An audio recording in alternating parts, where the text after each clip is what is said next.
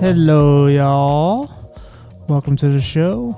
Welcome to episode 102.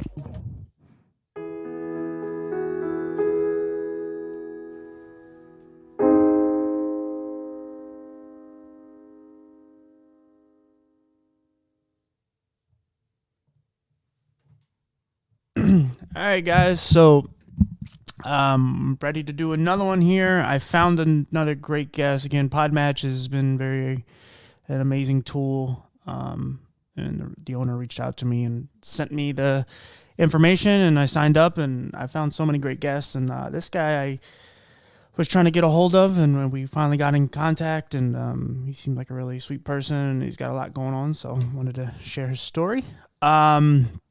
So yeah, you want to introduce yourself and just tell a little bit about yourself? Hey, CJ. First and foremost, I want to thank you for having me on your program. It's most appreciated. My name is Kevin McShan. I'm 32 years old. I was born with what's called spastic quadriplegia, cerebral palsy. It simply means that I don't have enough oxygen in my legs to walk normally. It affects things like my muscle memory, muscle movement, and muscle dexterity. One thing I have always said about living with a disability, living with cerebral palsy, is I never allow my disability to define my limitations and how I live my life. I spent some time working in inclusive employment for folks with disabilities, both as a job developer and an ambassador for a program called the Discoverability Network, which I'm happy to get into later. And then I also host a podcast called Let's Have This Conversation, where I cover all angles of the news cycle, from news, sports, and politics. I also have a section on a podcast dealing with inclusion and diversity. So yeah, that's my story in a nutshell. I was born. I have an identical twin brother. We were both born with cerebral palsy.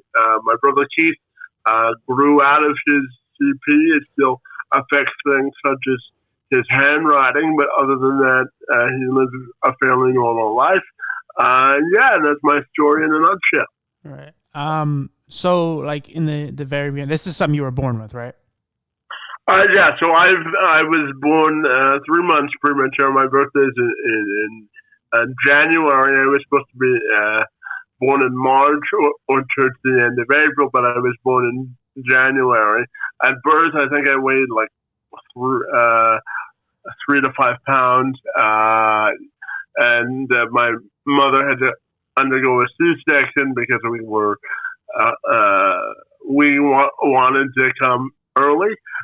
So just a quick story. So my dad is American, and my parents were in the tunnel coming back from Detroit to Windsor, and my mother went into labor. So thankfully they made it across the river in time, and my brother and I are Canadian kids, and that's my story. So, but yeah, I was born with spastic quadriplegia. Yeah. Do you think, like, as when you were young, did you think it had helped that your brother had the same thing, where you didn't feel maybe as alone, or did you still have that thought? Well, my brother grew out of his cerebral palsy fairly early in life.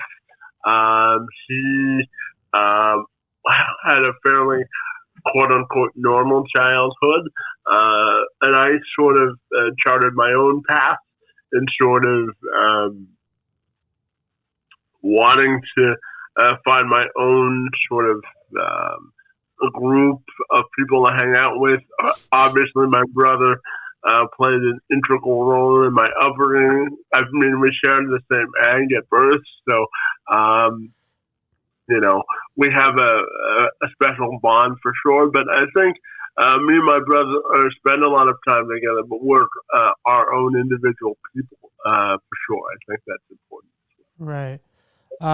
So when was it, and I've asked this to many people with disabilities, but when was it, like, was it early on that you found out that you obviously were different from others? Yeah, I'll tell you the story that I tell a lot of people when they ask me this question. It was 1998 today, and I had just come back from London, Ontario, and Times Valley Children's Hospital, which was the place where I had all of my leg operations for my hamstrings, and the doctor that performed all of them. His name was Dr. Tim Carey, and he had put my parents and myself in a hospital conference room, and he had told them that I had my last leg surgery. That medically, the doctors had done everything they could to help manage or treat my condition, and then that I would probably be in a situation where I wouldn't be able to walk without assistance. And then, they had sent my parents home, me and my parents home from London. And then I had to go back to school, and the principal at the time, her name was Dr. Carol Crewley. She had come into our office, and everyone signed my file, from social workers to therapists at the school at the time, had called me in for a meeting. And then I went into the situation that the doctor had told my parents, the principal, and she said, she stopped me when I was in the middle of the story, and she said, the only limitations that you'll have in life are the ones that you place on your imagination as a sort of an inspiration or motivational tactic, which I really think shaped the way that I view the rest of my life, because then I had the opportunity to make a decision. I was either going to wallow in my despair or pity about having a disability, or I was going to be an agent of change, and I'm trying to be an agent of change for everyone that I encounter. But I thank Dr. Crewley for her wisdom and knowledge in helping me sort of chart the path for the rest of my life. So I owe her a lot, and a big thank you for sure. Yeah, that's awesome. So what was school like for you? Because I know early on, I mean, school was always bad for most people, whether you have a disability or not. But obviously, with kind of the way you speak, and obviously having trouble walking and all that, were you kind of pigeonholed to certain classes, or because you're very with it, you're very smart, so you know. But were you kind of discriminated against to put in certain classes, or were you able to just kind of go through regular, everyday classes? So for the most part, I was put into a mainstream schooling. I was taken out of class in certain instances, just for like physiotherapy or occupational therapy or speech therapy. But for the most part, I had a mainstream educational experience, so I am thankful for that. And I try to use it as an example because, education, they often say, is the great equalizer, and I valued education because it was a chance for me to sort of level the playing field. I often say that when you have a disability, you have to work 10 to 100 times harder than everybody else. Right. And I think education is a tool in the toolbox that more people with disabilities should utilize. And the reason I find so hard for people with disabilities to find work is, I believe when TJ, I live my life through a model which I've coined to be inclusion is the gateway to independence, because I think we're all given a platform to tell our stories and build our own avenue of success or bridges of inclusion. But the fastest way you can do that for someone with a disability, particularly in their adult life, is to give them a job. Because once you give them a job, you give them a sense of belonging. And part of my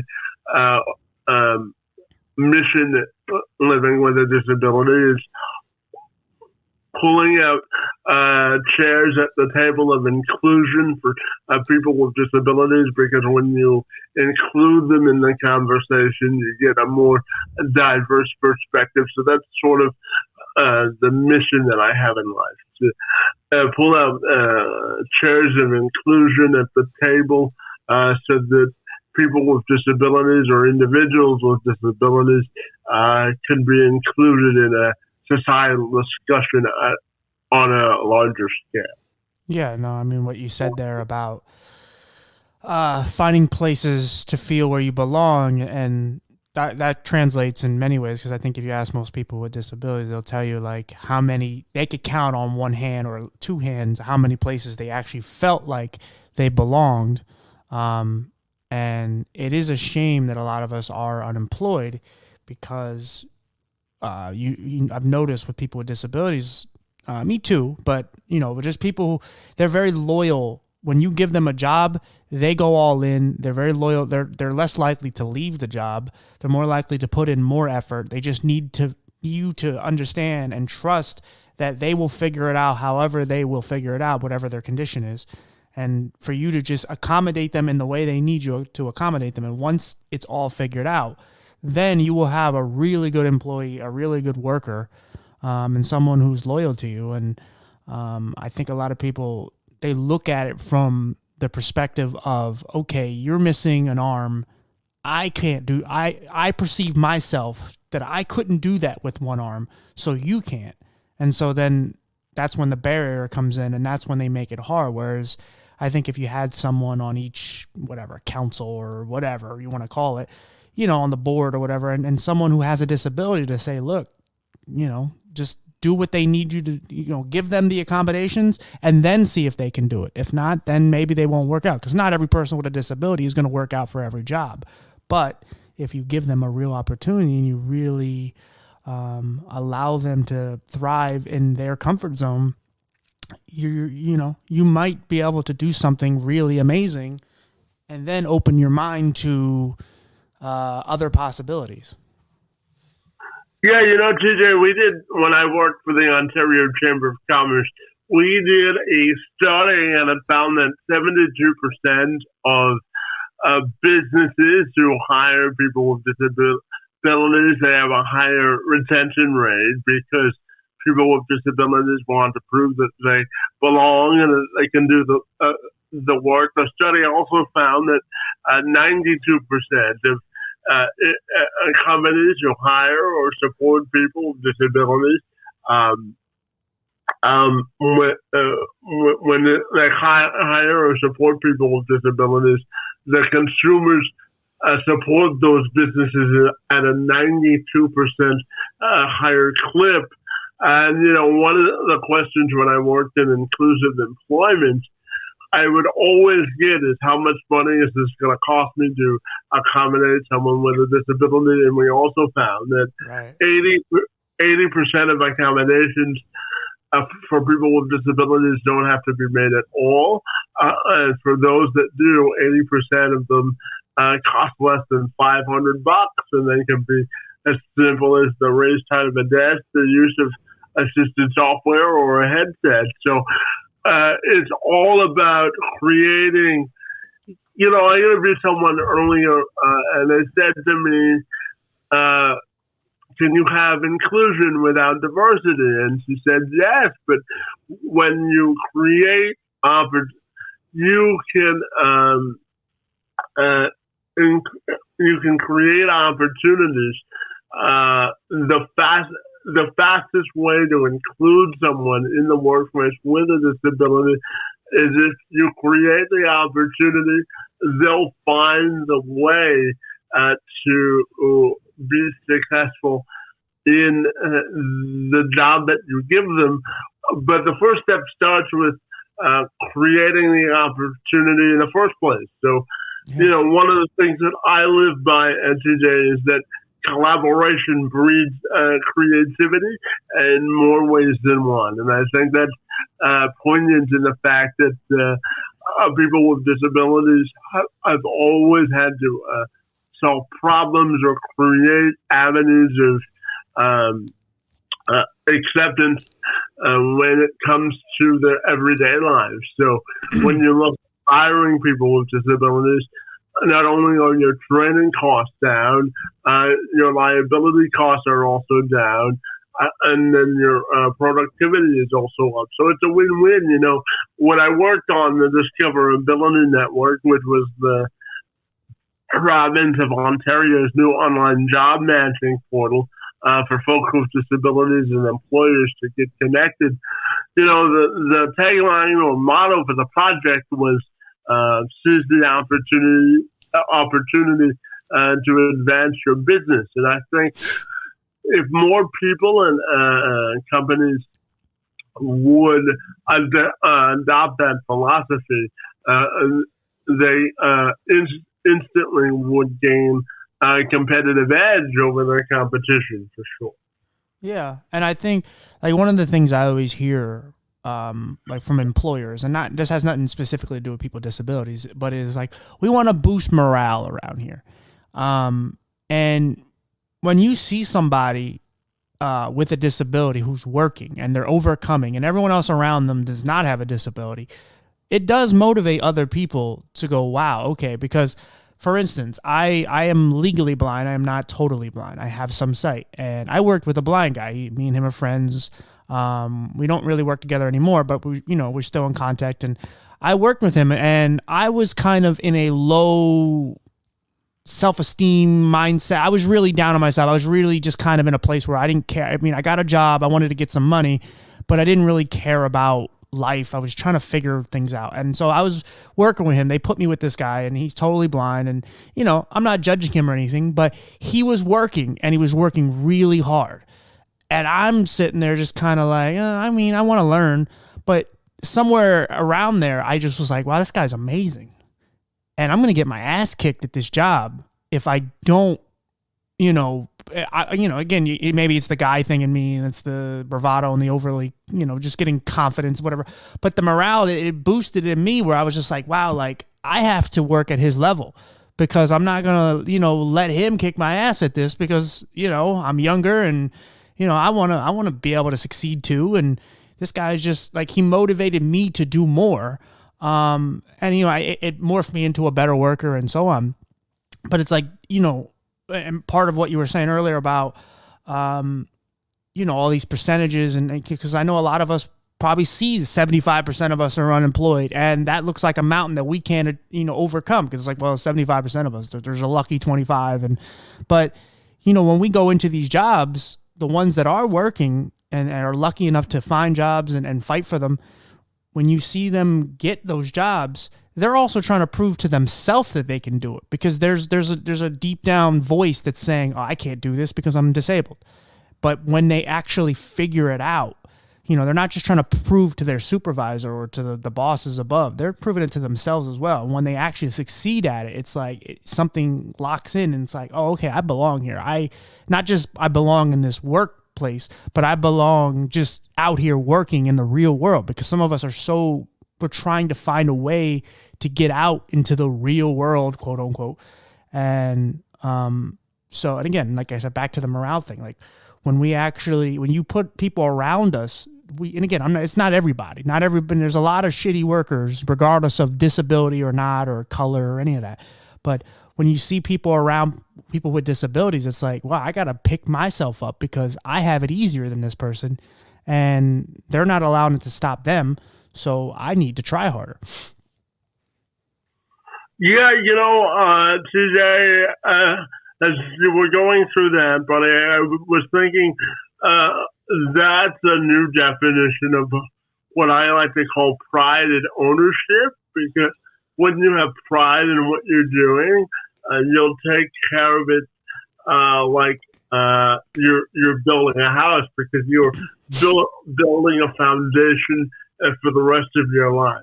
So absolutely. Right. And to be honest, when you start to work, because I've worked with many people with different disabilities and stuff, and I loved it because I love the challenge of trying to find a way to kind of cement them into the position and figure out how we can create synergy and work together.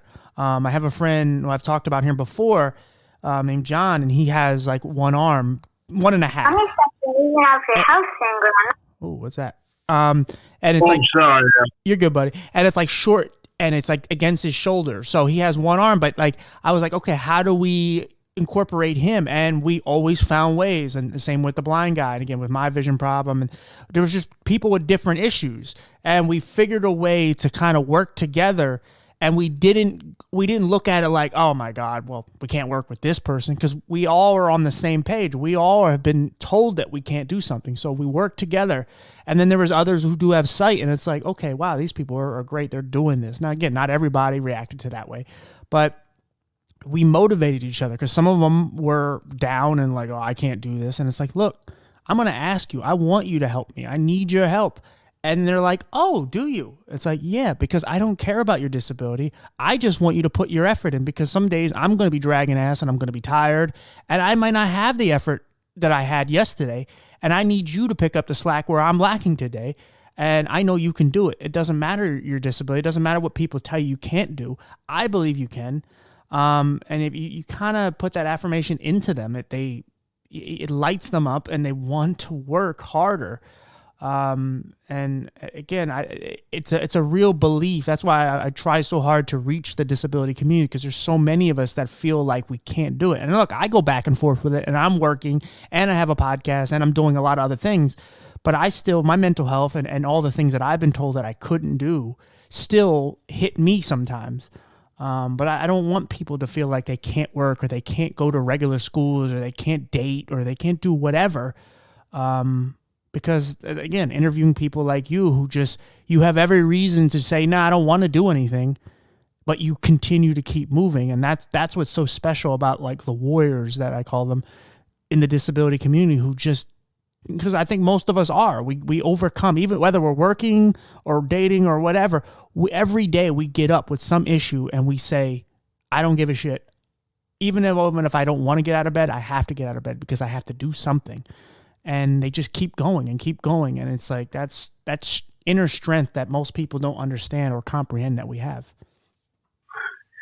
Yeah, TJ, I like to think of it as priorities in life. We make time for the things that are important to us. And for people with disabilities, there has to be an internal motivation to succeed, because the society and like you said, the roadblocks that are put up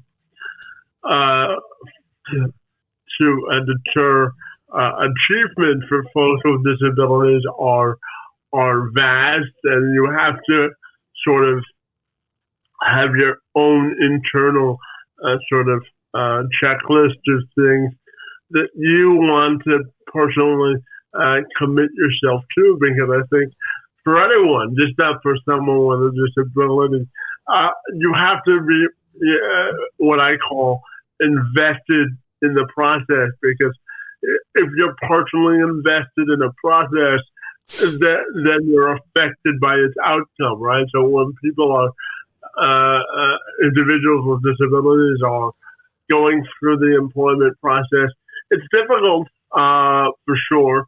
I'll tell you a quick story. The reason I started my podcast was because I was about to sign a contract to go back to the Ontario Chamber of Commerce to resume my role as ambassador for the Discoverability Network. And then a week before I was supposed to start, COVID hit, and my contract was suspended. And then I had the opportunity to sort of reinvent myself. That's something I think people with disabilities do on a regular basis is reinvent themselves because they're constantly trying to reach a bar or a standard that society says they have to meet. And, one of the things I tell myself is the only standard I have to meet is my own. Because if you set your own individual standards, because I always say that everyone's portrait of success is different. And the first thing you have to do is build yourself up to your own individual standard in order to find success in whatever you do, whether it's employment, whether it's life, or whether it's socially. You have to build your own standards and environments for success. And I think if people with disabilities would follow that motto, I think a lot of the mental blockage of the societal norms they feel they have to meet would be eliminated because they believe that their own standard of success is the end goal, or the pod at the end of the rainbow, so to speak. So. Yeah, absolutely. Like for instance, it's kind of like, we're told what our ceiling is. And so it's like, well, 75% of you don't work. And so then when you actually have a job, you're like, well, I succeeded in life. And it's like, no, you're doing great, but there's so much more you can do. Or like you graduated high school or graduated college. It's like, yeah, but you still have to live the rest of your life. You still have to strive for more. You still have to try to make change and use your voice and all that. And so when we look at what the norm is for us, obviously the ceiling is so low. So that when we break through it, sometimes we kind of get stagnant and go like, well, I succeeded. I'm good now. And it's like, no, you have to keep moving. You have to set the bar much higher. It doesn't matter what society says the bar is for you. Your bar is your own bar, and you know what you can and can't do. So go with it. Because the limitations that are set on you are not necessarily the limitations that you have in real life. Like for me, I can't drive. I know that, but that doesn't mean I can't do anything else. And, I took a while for me to realize that because so many people was like, well, you can't see. So why would I trust you with a hammer or with this or with that? And it's like, okay, I can do anything I want as long as I figure out how it works for me and how I acclimate it, for my life. And, that's what that's what we have to do. We have to stop looking at what we feel is, all these barriers. You just got to knock them over or find an alternate route around it because they're never going to stop. But when you do succeed at it, you accomplish something and you did it at a much, you did it with all these restrictions in mind and in your way that you have to appreciate the journey more, and you earned your position. You earned whatever it is that you're trying to achieve. You earned it so much more than the average person because you had to go through that. And it's not just like, oh, I graduated college. It's like, yeah, you graduated college, but look at all the accommodations and all the things, but look how many people told you couldn't do it. And now you did it. Now go on to the next thing. Yeah, it's, so but before we because I want to kind of delve into like what you do and all that and podcasts and everything, but can you kind of tell people on like a daily basis, like how your condition affects you so that, the average person who is going through what you're going through, they kind of don't feel alone. So so how does it affect you? Yeah, sure. No problem. I'll answer that in just a second, but I just want to circle back to the last comments you made. Sure. Today I also believe that you can either work for your circumstances or you can make your circumstances work for you. From a young age, anyone who cared about me would always tell me that your vision of doing things and the way you accomplish them are going to look different than your friends or other members of your family because you have another or a different mountain to climb to reach a success level. But that doesn't mean you won't be successful. It'll just look a little bit different. So again, segueing into your next question, I think making your circumstances work for you, and it'll be different for everybody else because levels of disabilities are different for everybody. But I think making your circumstances work for you instead of working for your circumstances is key. Now, in terms of my own personal disability, it affects things like endurance or my ability to stand for long periods of time, and sort of getting around. I use an electric wheelchair. I have a walker. I crawl at the age of 32 to get around my house. But I think, again, it's all, we've all heard the saying that perception is reality. And what people with disabilities have to do is turn their perceived perception into their best reality. And what I mean by that is you have to weigh your circumstances to a point and say, okay, I have this barrier to inclusion. What are the fastest ways and most creative ways and most efficient ways that I can eliminate barriers? And for me, being a journalist, and the pandemic has weirdly helped me in the sense that people are used to doing Zoom calls and letting you into their home and allowing you to ask questions.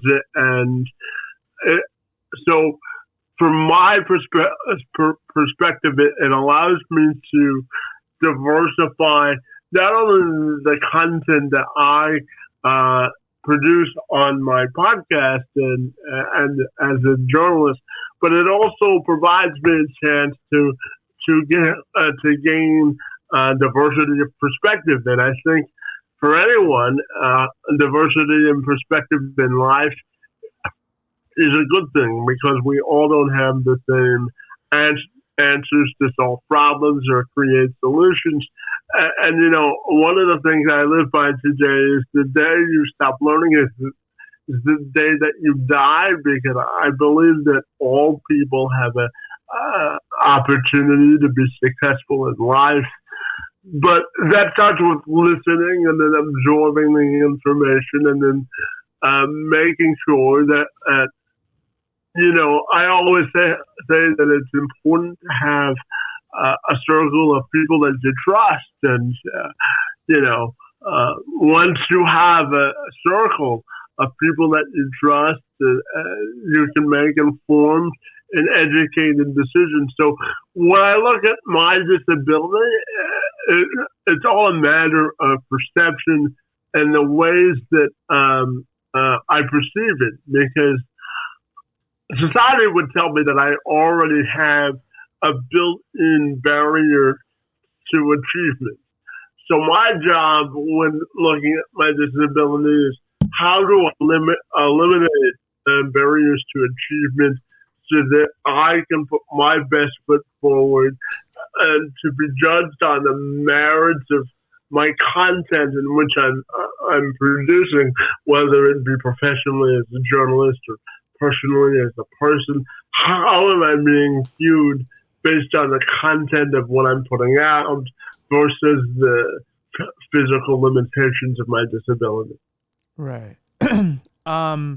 So obviously, there's been, tough times, and you have to get to a place to where to want to take care of yourself before you want to help others. Was there a certain incident or certain just thing in your life that happened where you really wanted to do more for people with disabilities, whether it's your own experience or something you saw someone else go through? Well, yeah, the best way I can answer that question is through the lens of employment, because I've gone through it personally. And I've gone through laws of employment where I haven't been employed, and I know how difficult it is to sort of cut through the red tape. So I've dedicated my adult life to making sure that I provide avenues of inclusion in the space of employment, because I think for people with disabilities, I don't have to tell you about the numbers. I think you're well aware of the numbers of the amount of people with disabilities who are under or unemployed. And I think we all have to be sort of rowing in the same direction. And I think in order to do that, education of employers are important. You know, today, October, we just finished was the National Disability Employment Awareness Month.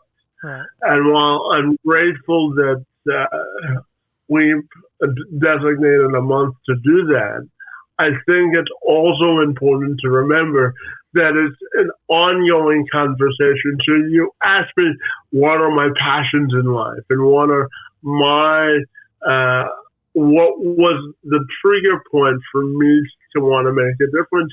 And it's the fact that, again, the notion of inclusion, and the only way you do that is from an adult perspective, is providing access to opportunities in terms of employment. So one of the things that I work on is looking for guests to talk to from a journalistic perspective in sort of creating the environment where employers can watch the podcast or listen to a speech that I give about inclusion, diversity, equity, and inclusion, and say, if I implement X, Y, and Z strategy and incorporate people with disabilities, it actually makes my job as an employer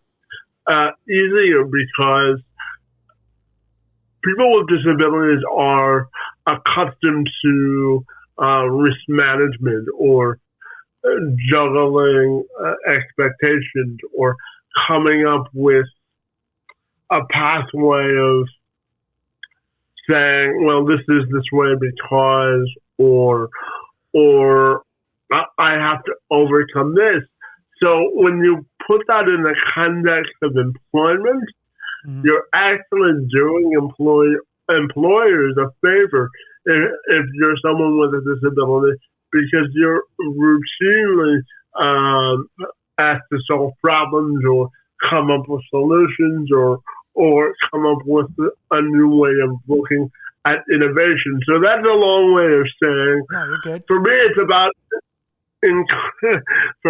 about inclusion when it comes to all aspects of life, and for me, employment of those individuals with disabilities is a big piece to that discussion, for sure. Well, I appreciate what you're trying to do, because it's the same thing. I feel the same way, where you use your past experiences, and you project it on other people, and you go, I don't want other people to go through what I just went through. I don't want people to be as angry as I am. I don't want people to be as sad as I am. I don't want people to be as humiliated as I am for the rejection. And just even when you do get a job where you're, kind of, you could just tell there's something off and you're treated a little differently, and there's a lot of subliminal things that you can't really prove.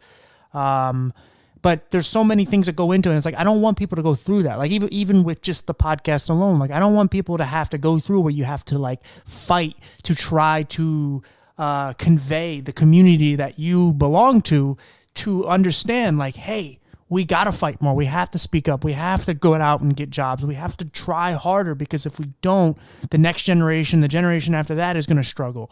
And your kids, if they have disabilities, they're going to struggle. And, it's always the people who are like you and I and a lot of people I've interviewed, it's like we're trying to do what we're doing in whatever way we're doing it. It doesn't have to be a podcast. It could be anything. We're doing it so the rest of us don't, that the next people that are trying, the next group of people don't have to go through what we have to. We didn't have to struggle for every aspect because, we're used to fighting. We're used to struggling for things. We're used to having to make life work for us. But if we all put in the same amount of effort as you and I and so many others, we can really make change. And I always appreciate the people like you that are just like, look, I don't want others to go through this because this sucks. Yeah, I'm proud of where I am at now, but I don't want to go through that again. I don't want to have to fight just to get people to listen to me on a podcast because, I want people to just come on here, have a disability, and do a YouTube channel, blog, whatever, and people just listen to them. It doesn't matter what they look like or what they sound like or whatever. Yeah, I think a lot of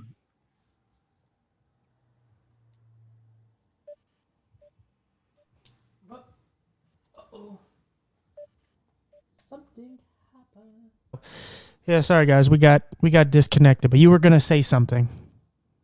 No, I was just saying that I think that when we look at people with disabilities and society in general, a lot of people, I think we would be further along if we looked for bridges of inclusion instead of and sort of bridging the divide instead of only burning bridges.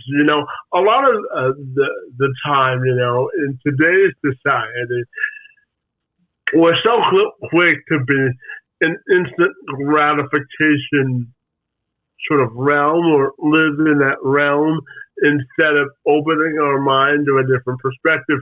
We can disagree as people, but we can respect opinions. And I think when we take it to the lens of disabilities, if we find discovered ways to build bridges and bridging divides instead of always looking for the artificial reason not to do something, I think it's better in that sense because then the conversation can start, right? Right. And in the same token, like we have to look at people who don't have these problems, people who have chronic illnesses or blindness or whatever. Like clearly the average person doesn't know what that's like to go through. They don't know how much pain you're actually in. They don't know what visually you can see or hear so the average person is ignorant to what's going on. And there are people that are susceptible to they want to hear what you have to say or what you go through. It's just sometimes we're so guarded that we are just like, well, no one understands, no one cares, and it's not always the case. And you just don't know what someone's going through, and again, especially with all of these invisible disabilities, where from the outside it doesn't look like you're going through much. Even just mental health, like you don't know if someone's depressed or suicidal unless they're projecting it outward and saying, yes, I want to kill myself, or I'm sad. Or you can see it on their face or whatever. But for most part, like there's a lot of things you just can't tell unless they're in braces or wheelchairs or whatever. You really don't know what someone's going through physically or mentally. So, it's kind of the whole thing with men and women when they argue and, they always get in the arguments. It's like, well, I can't read minds. Well, you can't really read minds, but you also can't read really what pain you're going through. You can't read any of that. So, that's why it's so you have to be more vocal about what you're going through. And I know so many people with disabilities are so kind of ashamed of what they have or what they lack or what they go through. And that's something we have to change because just because you're missing something or whatever, something you cannot do, that doesn't mean you're not special. It doesn't mean you aren't a great person. It doesn't mean you are any different. I mean, you're different, but you're different in good ways. And so, yeah, we have to be more vocal about and be more proud of what we have because, just because you have a disability doesn't mean you're really broken and doesn't mean you're not human.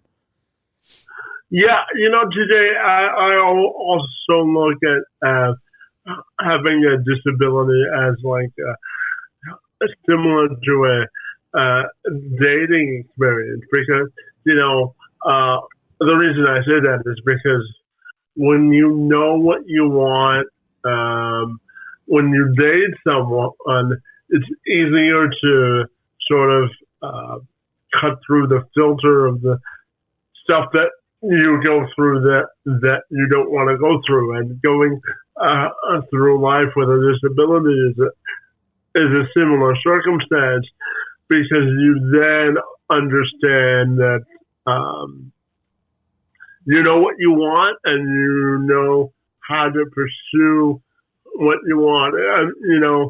I always say that obtaining success does not have to be an onerous process as long as you have a clear desire and vision of your desired results. And I think when you look at people with disabilities, they have to work harder to cut through the noise, yes, but they also are more efficient in determining what it is they want because they may only have one opportunity to determine where they're going to put their stake in the road, and it helps to have increased clarity when you go through that process. Yeah, exactly. So obviously, your disability it doesn't define you. It's a part of you. So, well, what did you do in sports? Because obviously you have to live, you have to do, you have to have a life outside of just, well, I have a disability. And you're a person that doesn't let it define you. So, what did you do with, were you a sports journalist? What were you doing? Yeah, so I covered sports in college as a sports reporter. I went to school to become a sports reporter. And, I developed a relationship with Dan Miller, who is the radio play-by-play voice of the Detroit Lions, and he's also the sports director over at WJBK Fox 2. Is he miserable right now? Is he miserable right now since they're 0-9? Or 0-8? Well, they're 0-8-1. Oh, right, one. That's right, yeah. So, and, Dan, he was instrumental in sort of being sort of a sports or a journalism role model because he grew up with his mother having a disability. I believe she had multiple sclerosis, and he looked at me when I interviewed him at a coffee shop, and he said, "If you ever need anything in college or anything at all, always feel free to email me because I'm open to having a conversation." And so, in sports, Dan would certainly be one of my biggest role models. But I covered sports. I also covered sports for 5 years. When I hosted a podcast called the Two Man Advantage podcast, I interviewed obviously Dan, and I've also interviewed some former Michigan Wolverines. I interviewed former Michigan State quarterback Connor Cook. I've also interviewed Brian Abazzolo, who is a contestant on The Bachelor. Through my new podcast, I've had a chance to interview the director of sales and corporate partnerships for the Toronto Blue Jays, Mark Palmer. I've also interviewed a former NFL tight end, Chase Kaufman, and a couple of offensive linemen. And, I've always looked through my sports career or my journalism career to always interview people and always find a way to ask them questions about diversity, equity, and inclusion. And, I recently interviewed a guy. His name is Dave Holcomb. He writes for Sports Illustrated, and he covers the Atlanta Falcons. And one of the things we talked about was diversity in sports broadcasting, because he had brought up the fact that when he goes into the press box, all he sees primarily covering the Falcons is middle-aged white guys. And he had made the point that he would want better representation in the press box.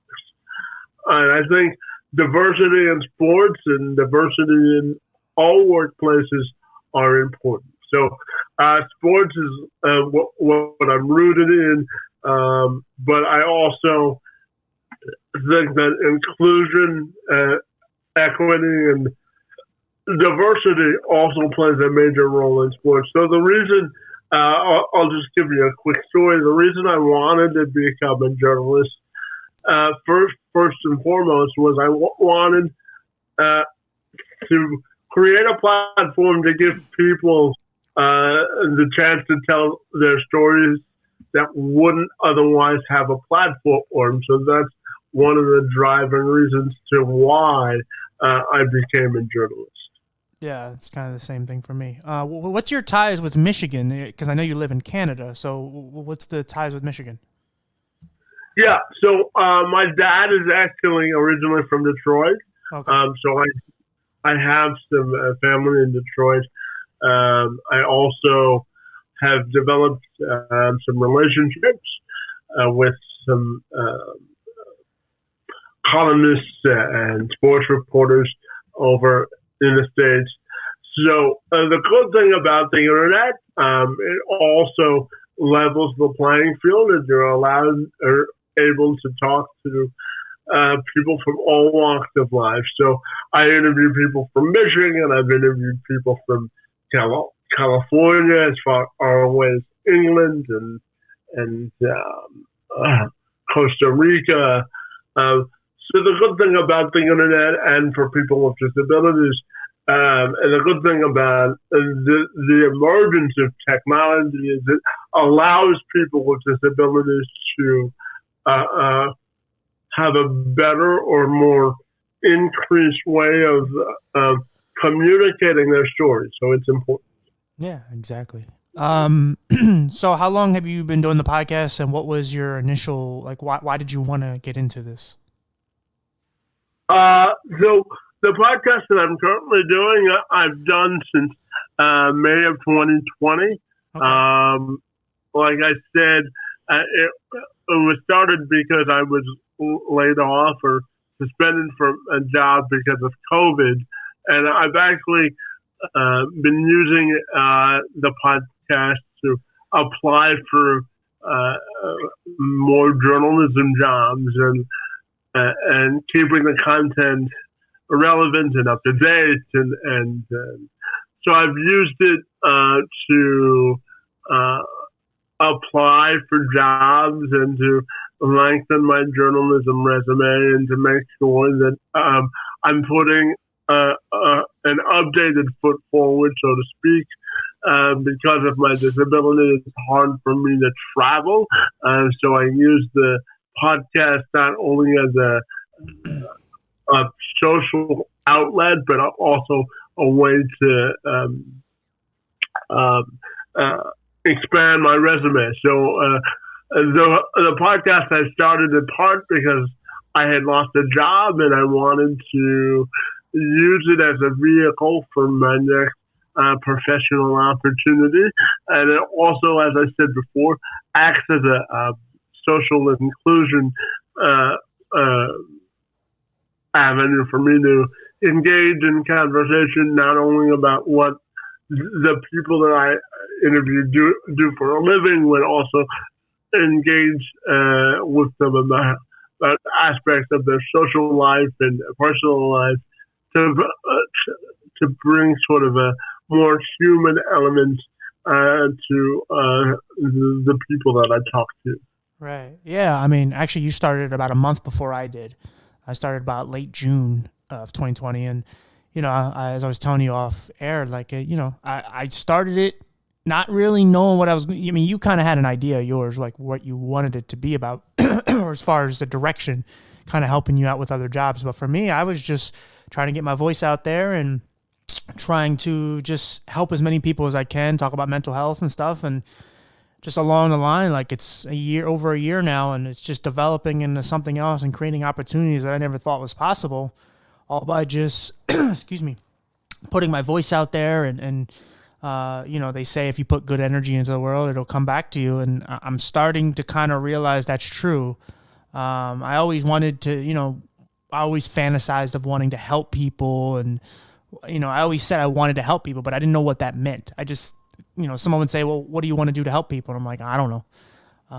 And doing this and just meeting all these great people like yourself and others. And I just, I'm always blown away about what people go through, because I only know my story. I only know the pain that I've went through physically and mentally. And it's just so amazing to share all these stories and just kind of, become tighter and make the community closer in even my little small part that I can do.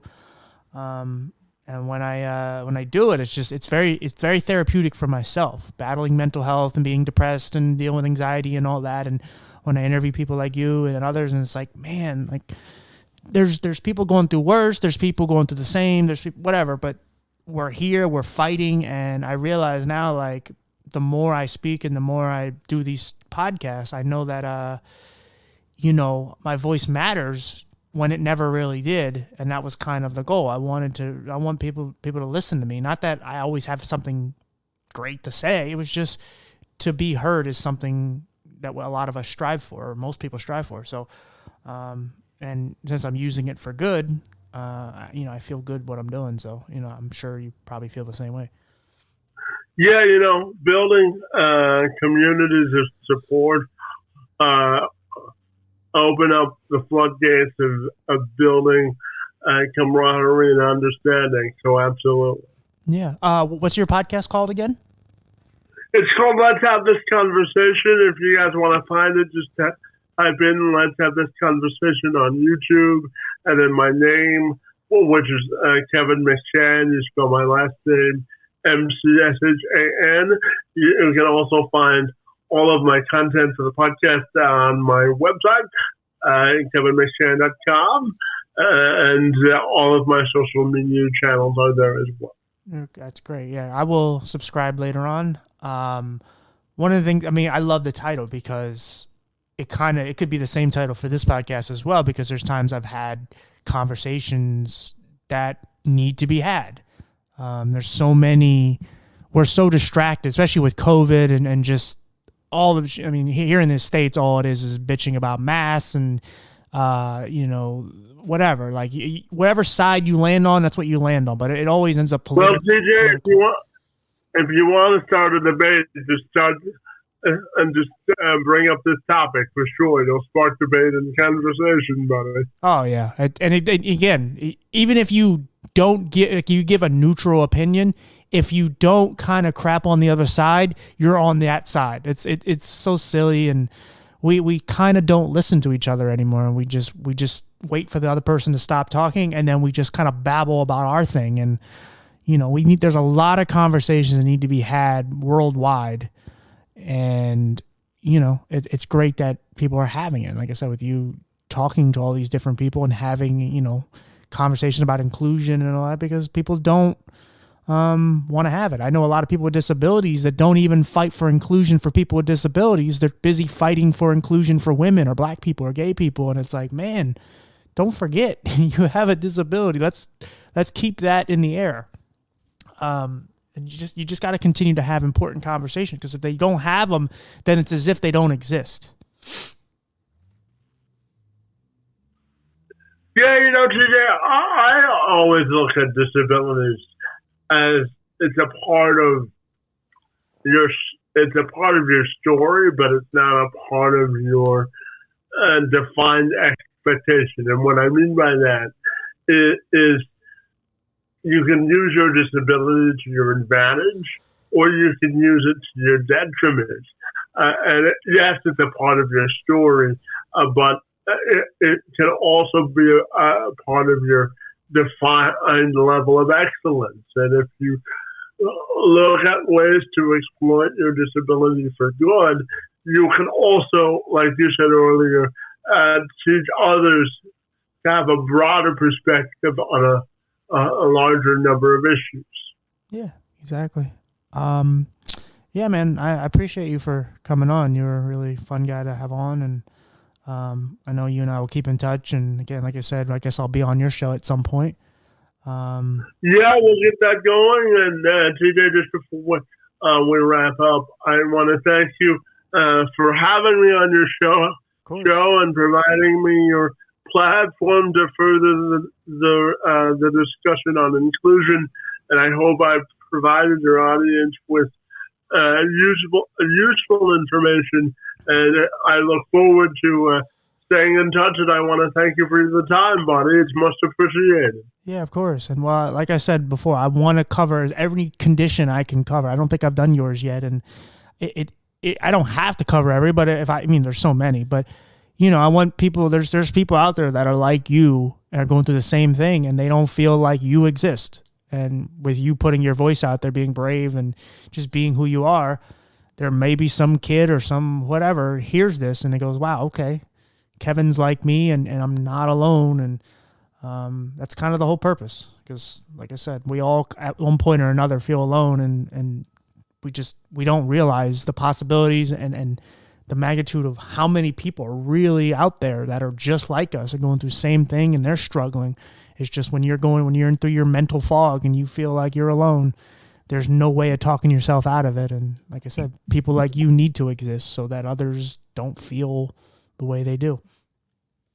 Well, yeah, and the last thing I will say today is that mental health, I think, is very important. I think that whether you have a disability or whether you don't, I think managing or treating your mental health is important for all of us, because we all have different coping mechanisms, and we all respond to life and life events differently. And certainly the value of the pandemic has shown us that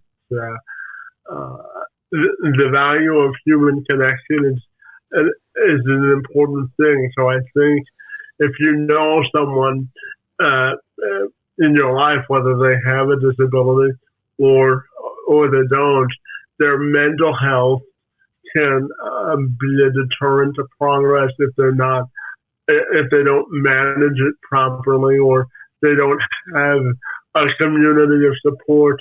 Like we talked about earlier, I think checking in on your neighbors or people with disabilities to check on their mental state is also equally as important. And I want people to value their mental health and value the fact that the world is a interesting place. And I think for anyone listening to this, if they've listened to nothing else, the last thing I'll say is that inclusion of all is the fastest way to build bridges of understanding. So if you know someone or want to get involved in helping people who need social support, because people with disabilities, a lot of it, there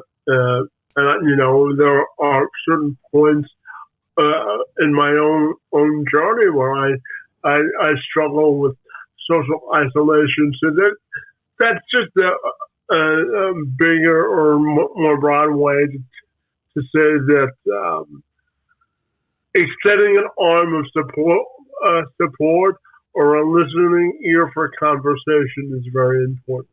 Right. Well, like I said, doesn't matter how strong you are, you can still struggle mentally. And I will definitely check on you from time to time, because I try to do that with everybody, because it's good to know everyone's doing okay, because we're not always, like I said, no matter how strong we are, no matter how good our life is, sometimes we kind of go off the forbidden path and we kind of wander off into these places of negativity or sadness. And so, like I said, we're going to keep in touch. I'm definitely going to check on you from time to time. And like I said, I appreciate you for coming on. Yeah, thanks for the time, CJ, and for the conversation. It was most appreciated, Bonnie, and I want to wish you all the very best with your podcast, and I look forward to reversing the roles and me having the opportunity to interview you on my podcast. So thanks again for the time, and I look forward to staying in touch, buddy. Of course, same here. Anytime, buddy. You need something, just message me. And I wish you nothing but the best as well, and we'll talk soon. Sounds good. Have a great day, everybody, and thanks for listening to the conversation. All right, brother. Take care. All right, guys, that was fun. Stupid Facebook and its connection issues. But let's hear. I was gonna say he's snapping. He's napping. Yeah, another great conversation. We're rounding out the year here, which it's weird for me to say because I'm doing this in 2021 and this is a 2022 episode. So I might need to stop before I go too far ahead, but I keep finding so many great people. Damn it. I'm addicted. I'm a fiend for guests. Yeah, so I got to finish Christmas shopping, and I got to stop looking at shoes for myself because I'm spending hundreds of dollars on these things, and I got to stop. I'll never get my credit card down if I keep buying them. Not that it's crazy high right now, but I got it to a low point, and I just continue to keep buying shoes. And there's 2 pairs in December that I need to get. The cool gray 11s. Again, look them up. Jordan cool gray 11s. Those are a must. And the patent leather Jordan 1s I'll probably be getting. So for those who know nothing about it, just Google image and you'll see what they look like. But neither shoe is very cheap, and I probably won't get it for retail, so I have to pay extra. Anyway, that's more money out of my pocket.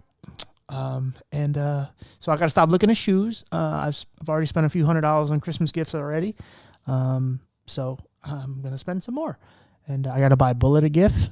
Don't tell him. He's sleeping, but don't tell him. I'm going to buy him a nice cat tree, one of those big ones, so that he could just perch up by the window because he likes to sit up on the windowsill and look out, but he doesn't really have a whole lot of room because he's a little on the chunky side. Don't tell him I said that. But, so I want him to be able to kind of relax up there. So, but yeah, guys, I hope you guys, this is weird. I'm talking about Christmas, and when this comes out, it's going to be like fucking May. But I hope you guys do have a good Christmas or had a good Christmas, and I hope you have a good 2022. Or having a good 2022. And yeah, guys, let's get to the outro, shall we? And I will see you guys on the next one. I'm so awkward. See you guys later. Bye-bye.